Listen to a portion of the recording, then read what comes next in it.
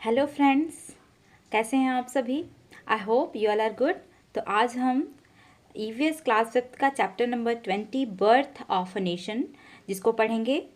इसमें कुछ टॉपिक को हम कवर करेंगे, जैसे कि changes that took place in our country after independence, form of our government in India, our constitution. Okay, तो बर्थ ऑफ अ नेशन का मतलब है कि जब हमारा देश जो है ना, बहुत सारे टाइम मतलब बहुत समय के बाद जब आज़ाद हुआ, उसको फ्रीडम मिला, तो देश में ना देश का एक नया जन्म हुआ। देश एक नए मोड़ पे आया, उसका नया जन्म हुआ और वहाँ से हमारी कंट्री, हमारी इंडिया का एक नया शुरुआत हुआ। तो इंडिया बिकम फ्री ऑन 15 अगस्त 1947। हमारी जो इंडिया है वो कब स्वतंत्र हुई? वो स्वतंत्र हुई 15 अगस्त 1947 को। इसलिए तो हम 15 अगस्त को इंडिपेंडेंस डे मनाते हैं। तो ये हमें याद रखना है कि हमारी इंडिया 15 अगस्त 1947 को हमें फ्रीडम मिल गया ब्रिटिश से। और the country was still facing a lot of problem. Country ने बहुत ऐसे लॉट ऑफ प्रॉब्लम फेस किया।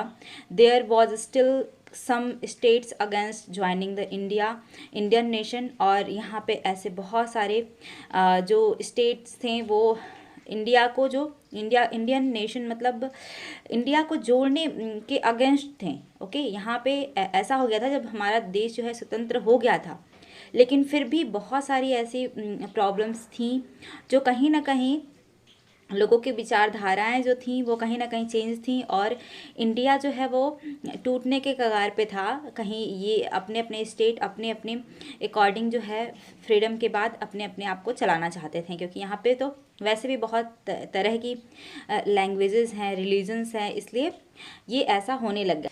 Also, there was a challenge before the leaders to decide on the form of government, the duties and rights of the people, and laws to be followed by the people. Okay, तो यहाँ पे एक challenge था हमारे leaders के लिए कि वो कैसे गवर्नमेंट जो है वो डिसाइड करें गवर्नमेंट इंडिया में, और ताकि लोगों को उनके राइट्स और ड्यूटीज़ के बारे में पता चले और वो जो यहाँ के लॉज हों, जो यहाँ के रूल्स हैं, उसको वो फॉलो कर सकें। ओके, तो ये सारी चीज़ें देखते हुए क्या डिसाइड हुआ कि यहाँ पे लीडर्स ने क्या डिसाइड किया, आवर कॉन्स्टिट्यूशन। अब उसके बाद से हमारा संविधान। जब एक देश है तो देश में रूल रेगुलेशन लॉज तो होने चाहिए, और उसके लिए संविधान को बनाया गया। और संविधान कैसे बना?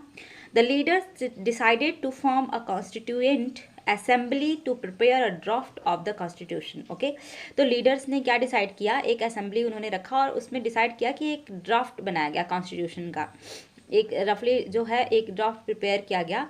और उसके बाद से क्या हुआ, it was prescribed by doctor Rajendra Prasad, our first president. Okay, तो ये किसके द्वारा बनाया गया? ये बनाया गया, प्रिस्क्राइब किया गया डॉक्टर राजेंद्र प्रसाद के द्वारा, जो कि हमारे इंडिया के फर्स्ट क्या थे, प्रेसिडेंट थे, राष्ट्रपति थे, पहले राष्ट्रपति थे डॉक्टर राजेंद्र प्रसाद।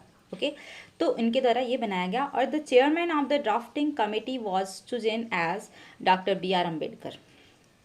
फिर उनके द्वारा चूज किया गया कि जो एक ड्राफ्टिंग कमेटी है उसके जो चेयरमैन थे वो थे, उनको उसमें डॉक्टर भीमराव अंबेडकर को बनाया गया, उनको चूज किया गया। भीमराव अंबेडकर, BR यानी कि Bhimrao Ambedkar, doctor Bhimrao Ambedkar. After long debates and discussions our constitution was adopted on 26 January 1950। बहुत लंबे डिबेट्स और डिस्कशन के बाद में क्या डिसाइड हुआ कि हमारा जो कॉन्स्टिट्यूशन है वो अडॉप्ट किया गया 26 जनवरी 1950 को। इसलिए तो हम 26 जनवरी को क्या मनाते हैं, रिपब्लिक डे मनाते हैं। ओके, तो 26 जनवरी 1950 को हमारे कॉन्स्टिट्यूशन को फाइनली जो है इतने डिस्कशन और डिबेट्स के बाद में उसको अडॉप्ट कर लिया गया। और it gave us the laws to govern our nation. और जिसने इस संविधान ने हमें क्या दिया कि हमारे नेशन में एक रूल स्थापित किया, ताकि हमारा जो देश है एक रूल के अकॉर्डिंग गवर्न हो सके, चल सके। Okay, the main ideas of the constitution were written in the preamble. Okay, तो जो मेन आइडियाज़ था कॉन्स्टिट्यूशन का वो लिखा गया था प्रेम्बल में। और the 4 important words of our preamble are हमारे प्रेम्बल, पहले तो प्रेम्बल का मतलब क्या होता है, तो प्रेम्बल का मतलब है प्रस्तावना। ओके, तो यहाँ पे 4 इम्पॉर्टेंट वर्ड्स थे जो कि प्रेम्बल में थे, जैसे कि sovereign, socialist, secular, democratic, Republic. Okay, तो ये 4 वर्ड्स जो थे वो इम्पॉर्टेंट थे हमारे प्रेम्बल में। क्या आपको पता है कि जो कॉन्स्टिट्यूशन है हमारा, जो हमारा लॉ है, कॉन्स्टिट्यूशन है, ये is a set of laws to rule a country. ये कॉन्स्टिट्यूशन है, ये एक कंट्री में क्या करता है। कॉन्स्टिट्यूशन का मतलब क्या होता है, कॉन्स्टिट्यूशन का मतलब ये है कि ये कॉन्स्टिट्यूशन एक कंट्री में अपने जो वहाँ के लॉज, जो रूल होते हैं, उसको सेट करता है, ताकि वहाँ के जितने भी नागरिक हैं, जितने सिटीजन हैं, उसके अकॉर्डिंग वो चल सकें। ओके, तो इसलिए कॉन्स्टिट्यूशन बहुत ज़रूरी है। आगे हम देखते हैं डेमोक्रेसी। डेमोक्रेसी क्या है? It means a government made of the people, by the people and for the people. Okay, democracy क्या होता है? हमारी कंट्री को क्या बोलते हैं? Democratic country. हमारी कंट्री क्या है? एक डेमोक्रेटिक कंट्री है। इसका मतलब है कि जो गवर्नमेंट होती है वो किसके द्वारा बनाई जाती है? वो बनाई जाती है लोगों के द्वारा। ठीक है, लोग वोट करते हैं तो गवर्नमेंट डिसाइड होती है, इसलिए हमारी कंट्री को क्या बोला जाता है? Democratic country. ओके, आगे हम देखते हैं सॉवरेन। ओके, सॉवरेन क्या होता है? Means that we are not ruled by any other country. Okay, इसका मतलब है कि जो हमारा कंट्री है, यहाँ पे किसी अदर कंट्री के जो रूल हैं वो लागू नहीं हो सकते। ओके, आगे हम देखते हैं सोशलिस्ट। सोशलिस्ट मतलब सामाजिकता, सामाजिक। Every citizen is treated as an equal and there is no difference between the people because of the caste or religion. Okay, यहाँ पे सारे सिटीजन्स जो हैं वो इक्वल हैं, यहाँ पे कोई डिफरेंस नहीं है किसी के बीच में, और इसलिए जो लोग हैं यहाँ पे सभी को अपने अपने जो है इक्वलिटी का अधिकार है। ओके, और इस यहाँ पे कोई कास्ट और रिलीजन के बीच में कोई डिफरेंस नहीं है। सेकुलर, सेकुलर का मतलब होता है कि आपको तो पता है कि हमारी जो कंट्री है वो क्या है? हमारी कंट्री में बहुत सारे रिलीजन के लोग रहते हैं, बहुत सारी लैंग्वेजेस हैं, तो all religions are respected and treated as equal in India. इसलिए सारे रिलीजन को जो है प्रॉपरली एग्जैक्ट सेम जो है रिस्पेक्ट मिलना चाहिए, और उस सेम एज इट इज़ उनको ट्रीट भी करना चाहिए, यानी कि सबका जो है वो इक्वल राइट है। ओके, हमारी कंट्री में। आगे हम देखते हैं directive principle. Okay, directive principles क्या हैं? तो the constitution clearly lays down how a state should work for the welfare of its people. These are called directive principles, some of them are. तो जो हमारी कंट्री है वो क्या होना चाहिए? क्या था कि जो हर स्टेट में सभी लोगों के लिए जो वेलफेयर है उसको डिसाइड किया जाता है, जिसको क्या बोलते हैं? डायरेक्टिव प्रिंसिपल्स बोलते हैं। और इसमें से कुछ हैं, जैसे कि ensure work for every citizen, provide free and compulsory education for all children up to 14 years of age. Okay, तो सभी सिटीजन्स के लिए जो है सेम वर्क है, और प्रोवाइड किया जाता है उनको, जो बच्चे हैं 14 ईयर्स के एज से जो अब के बच्चे हैं उनको फ्री और कंपलसरी एजुकेशन जो है वो प्रोवाइड होना चाहिए। जो इसके प्रिंसिपल हैं, no one is exploited on the basis of wealth, religion और कास्ट। ओके, कोई किसी को भी ये अधिकार नहीं है कि वो किसी के धन पे या फिर रिलीजन पे या फिर कास्ट को एक्सप्लॉयटेड कर सके। Okay, no provide proper living condition for provide proper living condition for the people. Okay, सभी लोगों के लिए एक प्रॉपर लिविंग कंडीशन जो है वो फॉलो होता है। आगे हम देखते हैं fundamental rights and duties. Okay, fundamental rights क्या हैं और ड्यूटीज़ क्या हैं हमारे लिए हमारे कॉन्स्टिट्यूशन के अकॉर्डिंग? तो our constitution has also laid down rights and duties for the citizen of India, some of the rights are. तो हमारे कंट्री में ऐसे मतलब जो हमारा कॉन्स्टिट्यूशन है उसमें ऐसे बहुत सारे राइट और ड्यूटीज़ हैं एक सिटीजन ऑफ इंडिया के लिए, जो कि हैं, जैसे राइट हो गया, तो राइट में क्या है? Right to equality, right to freedom, right against exploitation, right to freedom of religion, cultural and education rights, right to property, right to constitutional remedies. ठीक है, राइट का मतलब होता है अधिकार।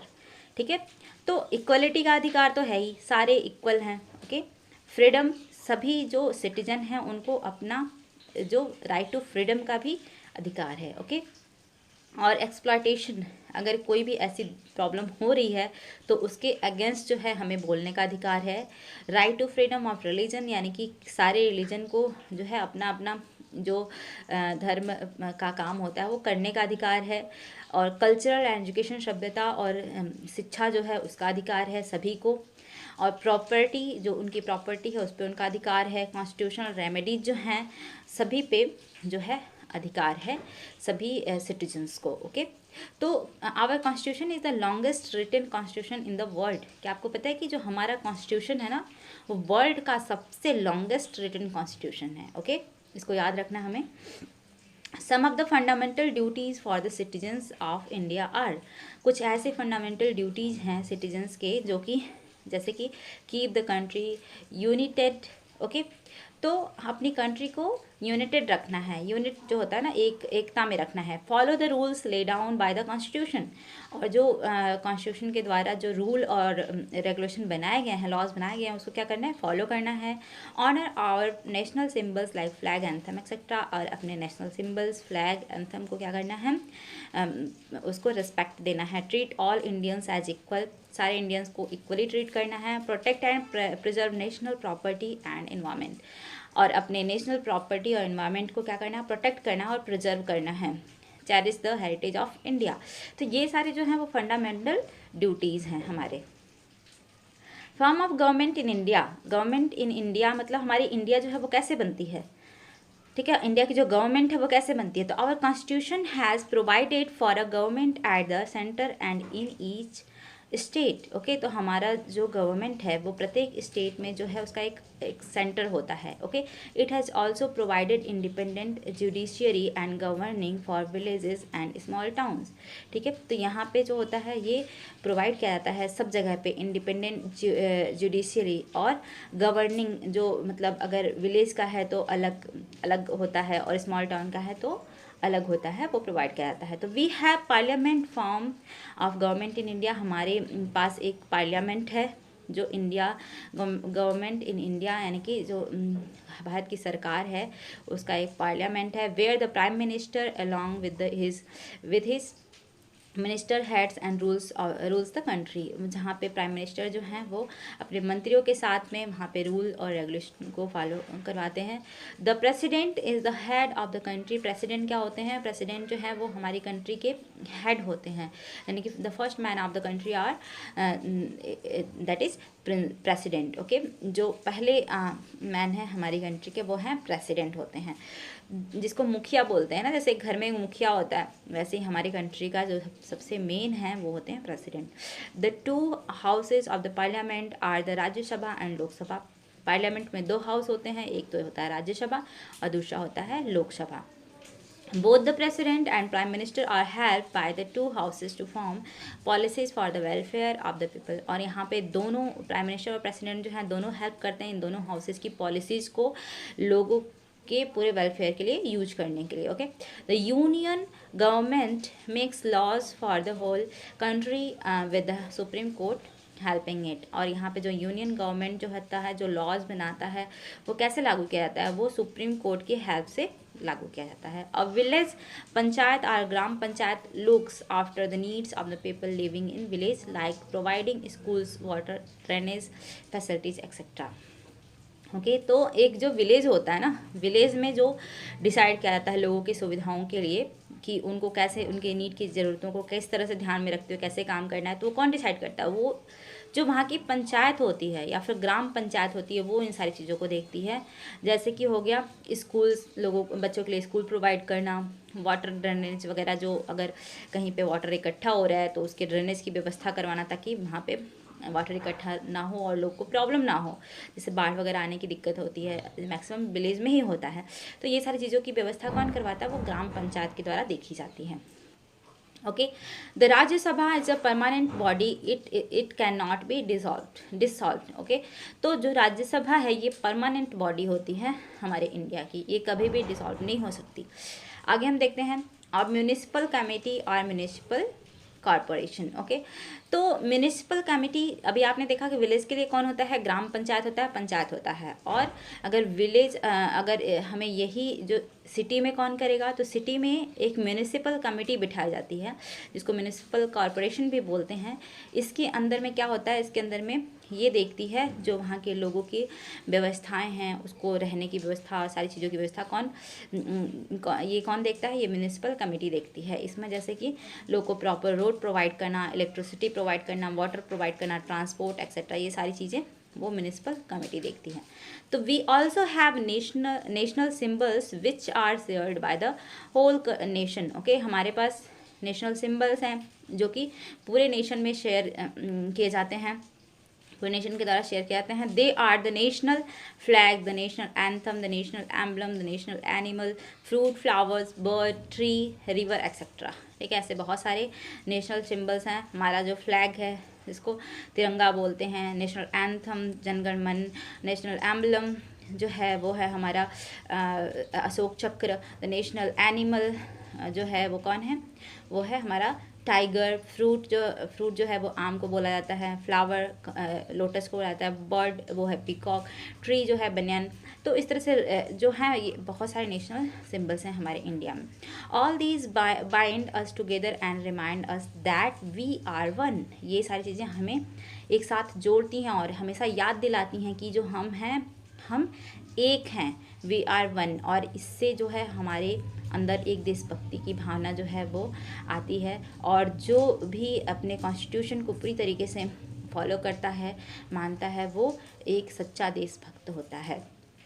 तो we also obey the our constitution. Okay, और हमेशा हमें उसके अकॉर्डिंग काम करना चाहिए और हमेशा अपने कॉन्स्टिट्यूशन की इज्जत करनी चाहिए और अपने देश के लिए काम करना चाहिए। तो आई होप दोस्तों आपको ये चैप्टर पसंद आया है। अगर पसंद आया है तो हमारे वीडियो को लाइक करिए, सब्सक्राइब करिए और बेल आइकन को ज़रूर दबाइए ताकि आगे की नोटिफिकेशन आपको मिलती रहे।